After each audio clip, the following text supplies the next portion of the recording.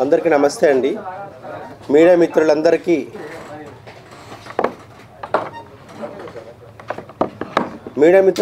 నమస్తే అండి.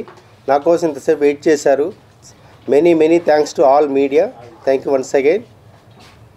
మన honourable chief minister CM Revanth Reddy గారు డ్రగ్స్ పూర్తిగా నిర్మూలించాలనే సదుద్దేశంతో డ్రగ్స్ను తను ఉక్కుపాదం మోపుతున్నాడు. దానికోసం రేవంత్ రెడ్డి సారు 2-3 నెలల కిందట అటు ఇటుగా ఇండస్ట్రీ తరఫున ఏదైనా చేయండి, ఇండస్ట్రీ తరఫున ఒక బైట్ ఇవ్వండి, ఇండస్ట్రీ తరఫున డ్రగ్స్ మీద అవేర్నెస్ తీసుకురండి, అంటే to avoid drugs in youth and public ఇండస్ట్రీని అడిగాడు. దానికోసమే ఆయన మీద గౌరవంతో ఆయన అడిగారు. ఇది మన బాధ్యత కూడా, as a citizen of India drugs నిర్మూలించాలి, ఇది మన అందరి బాధ్యత. నేను దాని గురించే డేంజర్ అనే టైటిల్తో కృష్ణసాయి ఇంటర్నేషనల్ చారిటబుల్ ట్రస్ట్ ఆధ్వర్యంలో సినిమా టైటిల్ డేంజరు. ముందుగా ఒక సాంగ్ తీసాము పబ్లిక్లో, యూత్లో అవేర్నెస్ తీసుకురావడం కోసం, to bring some awareness in youth and public.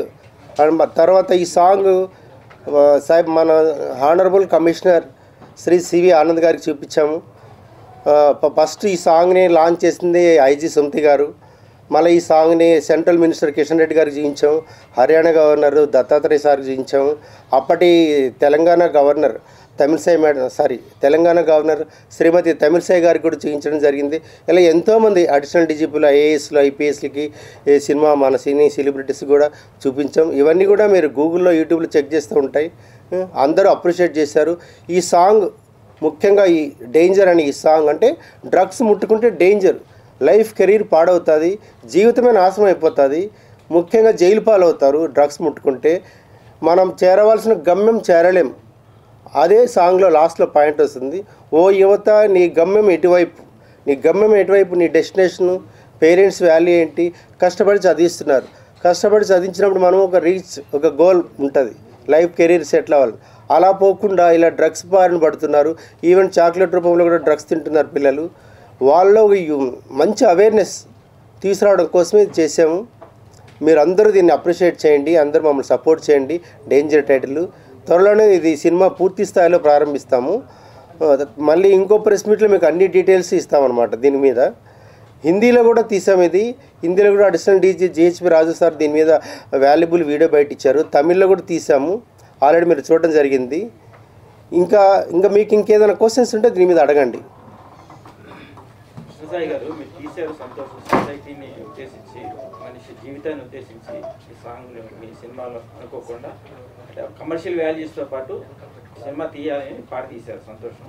So దీన్ని గవర్నమెంట్ సైడ్ నుంచి మీరు అడిగి థియేటర్స్లో ప్లే చేస్తే ఒక పబ్లిసిటీ, ఒక అవేర్నెస్ వస్తుంది కదా, దాన్ని అడిగే అవకాశం ఉందా మీరు?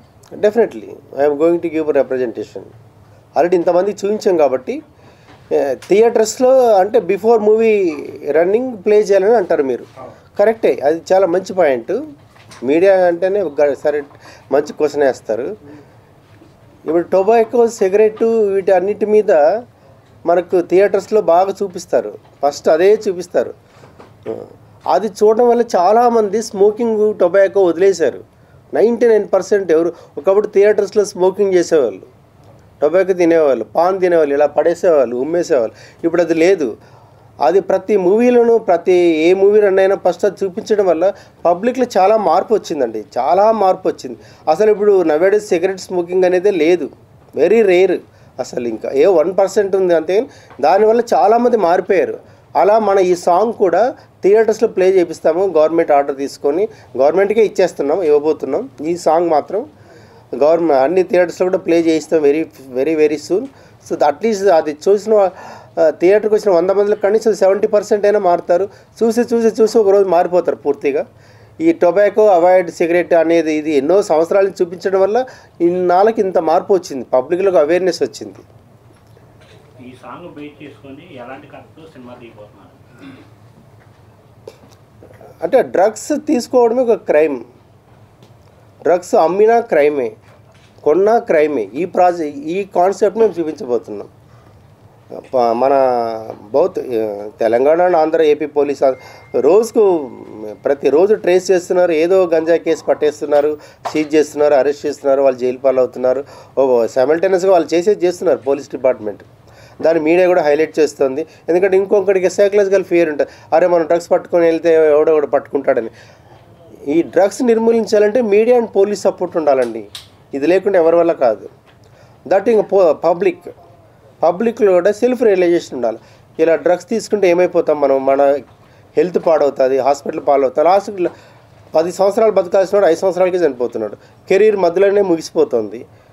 ముఖ్యంగా పేరెంట్స్ వాల్యూస్ అన్నీ చూపించాం ఇందులో. Value of the parents, value of the mother, value of the father, మళ్ళీ లైఫ్ కెరీర్ ఏంటి, మన గమ్యం అంటే మన డెస్టినేషన్ మనం చేరకుండా మధ్యలోనే మన కెరీర్ ఎలా ముగిసిపోతుంది అనే కాన్సెప్ట్తో ఒక సందేశాత్మకమైంది.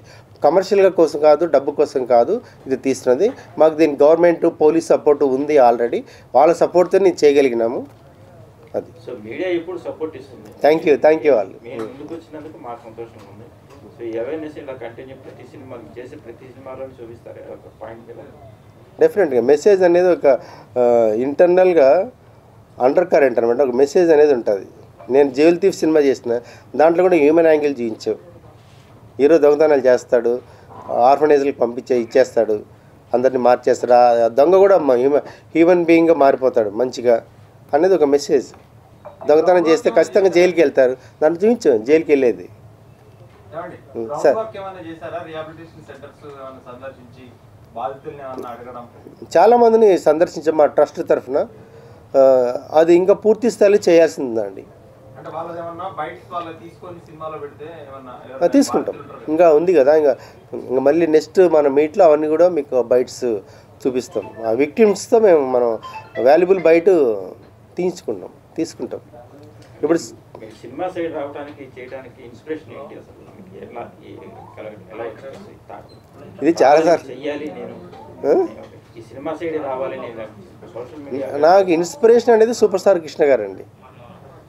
ఆయన ద్వారా మంచి పనులు, ఆయన పేరు మీద మంచి పనులు చేయాలి, 10 మందికి ఎంప్లాయ్మెంట్ ఇవ్వాలి ఇండస్ట్రీలో. 10 మంది కాదు, వందలాది మందికి. సినిమా మార్చాం ఈస్ట్ గోదావరిలో మార్చాం కొంతవరకు మార్చగలిగినాం. ఇప్పుడు కృష్ణసాయి ఇంటర్నేషనల్ చారిటబుల్ ట్రస్ట్ అన్నారు కదా, సో ఇంతకుముందు ఎలాంటి కార్యక్రమాలు చేశారు, రాబోయే రోజుల్లో ఎలాంటి కార్యక్రమాలు చేయబోతున్నారు?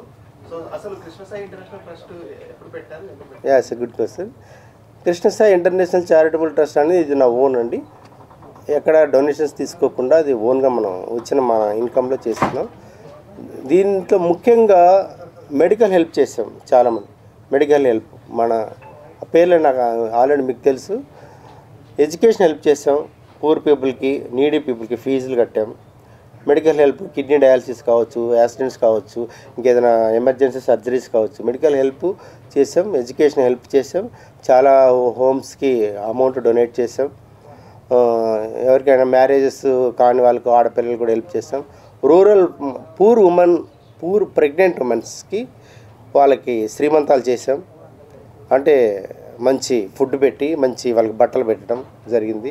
మరి ఓల్డ్ పీపుల్కి ఎప్పుడు భోజనాలు పెడుతున్నాం. ఓల్డ్ పీపుల్కి బెడ్షీట్లు, డ్రెస్సులు ఇచ్చాం. మళ్ళీ లేడీస్ ఉమెన్స్ డే రోజు కూడా ఆశా వర్కర్స్కి వాళ్ళకి సన్మానాలు చేసాం, వాళ్ళని ఎంకరేజ్ చేసాం. ఆశా వర్కర్స్ వాళ్ళు చాలా ఫౌండేషన్ అన్నమాట మనకు రూరల్ ఏరియాలో. ఆశా వర్కర్స్ చేసే పనులు చాలా గొప్పవి, అది చాలామందికి తెలియదు. అందుకని వాళ్ళకి అలా గ్రౌండ్ చిన్న వాళ్ళనే నేను ఎక్కువ ఎంకరేజ్ చేస్తాను, వాళ్ళకే మనం సపోర్ట్ చేసాం. అది కరోనా టైం చాలామందికి భోజనాలు పెట్టామండి. ఫుడ్డు తయారు చేసి కూల్ డ్రింక్స్, బటర్ మిల్స్ ఇవన్నీ వెళ్ళి రోడ్డు మీద ఇచ్చేసాం.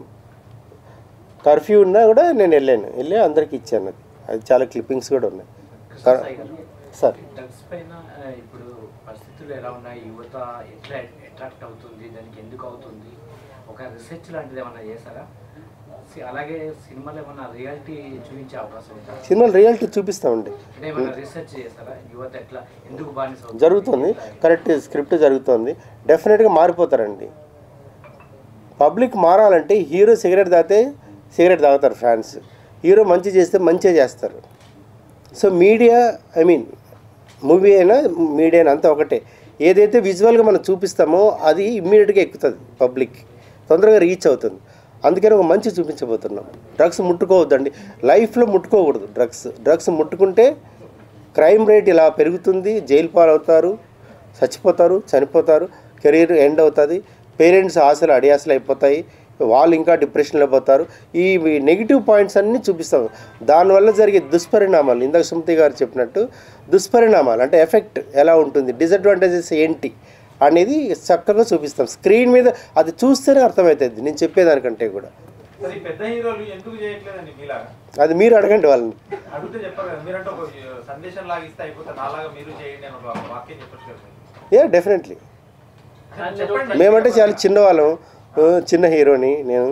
ఇప్పుడు మీరు ఏమన్నారంటే మేము హీరోలకు సిగరెట్ తాగితే యువత సిగరెట్ తాగుతారు, మేము ఏం అవును, అంటే తొందరగా రిసీవ్ చేసుకుంటారు ఆడియన్స్. మంచి చేస్తే మంచిగా చేస్తారు. యా ప్రతి ఒక్కరు ముందుకు రావాలి. ఇండస్ట్రీలో ఉన్న ప్రతి సూపర్ స్టార్స్, ప్రతి స్టార్స్ అందరూ ముందుకు వచ్చి ఇది చేస్తే చాలా బాగుంటుంది. ఇప్పుడు ఎన్నో ఫ్యామిలీ సబ్జెక్టులు చేస్తున్నారు. ఫ్యామిలీ సబ్జెక్టులు చేయడం వల్ల చాలా ఫ్యామిలీస్లో వాల్యూస్ పెరుగుతున్నాయి, సెంటిమెంట్స్ పెరుగుతున్నాయి, విడిపోయిన వాళ్ళంతా కలుసుకుంటున్నారు. మిస్అండర్స్టాండింగ్స్ వల్ల మనం విడిపోకూడదని. అలాగే డ్రగ్స్ మీద కూడా బాగా చేస్తే ఒక మంచి మెసేజ్ ఓరియంటెడ్తో డెఫినెట్గా పబ్లిక్ మారుతారు. ఒకటే ఉందండి ట్రస్ట్, ఇది ఇంటర్నేషనల్ ట్రస్ట్. అది ఇంటర్నేషనల్ ట్రస్ట్ అండి. అన్ని చోట్ల ఇది నేను ఆపరేట్ చేస్తాను, అన్ని స్టేట్స్లో చేస్తాను. అంటే నేను ఎక్కడైనా పోతాను ఏదైనా పని మీద, పోయినప్పుడు అక్కడ ఏదో ఒక యాక్టివిటీ చేస్తాను. రోజు అది దానికోసం వెళ్ళినప్పుడు అక్కడ ఏదైనా అవసరం ఉందా పబ్లిక్కి, స్కూల్స్కి, కంప్యూటర్స్కి, ఇంకేదైనా. ఈ మధ్య గవర్నమెంట్ స్కూల్స్లో ఇది బుక్స్ ఇచ్చాము, షూ ఇచ్చాము, అదన్నీ నెట్లో ఉన్నాయి. సార్ ఇప్పుడు సినిమాలో మీరు కూడా అంటే ఇప్పుడు క్యారెక్టర్ పోషించారు కదా, మీరు డ్రగ్స్కి అలవాటు పడి మారిపోయి మీరు మార్పులు కోరాలనుకునే అలాంటి కాన్సెప్ట్ వస్తుందా, లేదంటే ఎలా ఉంటుంది? నేను ఒక సోషల్ వర్కర్ అండి. ఇందులో నేను డ్రగ్స్ తీసుకొని నేను మార్పు చెప్తే అది అంత ఎఫెక్టివ్గా ఉంటుంది. లేదు, ఒక మోటివేషనల్ క్యారెక్టర్, ఒక సోషల్ వర్క్, ఒక రిచ్ మ్యాన్ ఇందులో, సాఫ్ట్వేర్ ఇంజనీర్, అలాంటి టైప్ ఆఫ్ క్యారెక్టర్. ఎందుకు నాకు సడన్గా ఒక ఇన్స్పిరేషన్ వస్తుంది, మంచి చేద్దాం సొసైటీకి అని. ఆ పాయింట్ ఆఫ్ వ్యూలో నేను యూత్లోకి, కాలేజెస్లోకి, పబ్లిక్కి వెళ్ళి నేను దీన్ని తీసుకొస్తాను. రిలీజ్ కాబోయే సినిమాలు పోలీస్ కంప్లైంట్ ఉంది, ట్రావెలర్ ఉంది, ఇంకో అది ఇప్పుడే చెప్పలేమండి. No comment please. ఇంకా అది పూర్తి అయినాక చెప్పచ్చు కదా. సరే, ఇది నవంబర్లో స్టార్ట్ అవుతుంది, అక్టోబర్ నవంబర్లో ఫుల్ ప్రెజ్గా స్టార్ట్ అవుతుంది. ఇంకో ప్రెస్ మీట్లో కూడా మనం కలుస్తాం. మీ అందరికీ చాలా థ్యాంక్స్. ఇంకేదైనా ఉంటే కూడా మీరు క్వశ్చన్స్ అడగచ్చు, no problem. I'm ready to answer any question, any answer.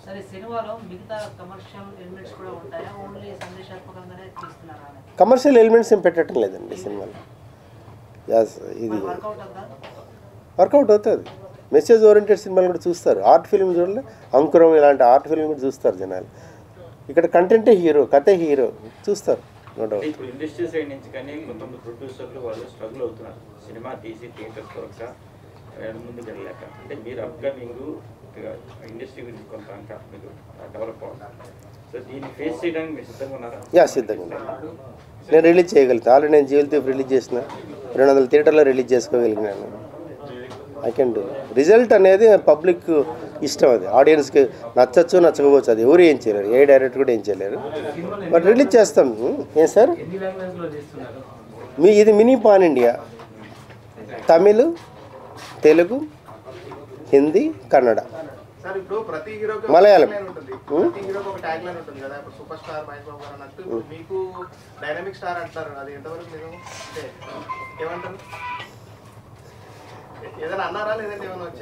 అంటారు కానీ నేను దాన్ని అంత గ్రాంట్గా తీసుకోను. పక్కన రాసేటన్నీ పర్మనెంట్ కాదు కదా.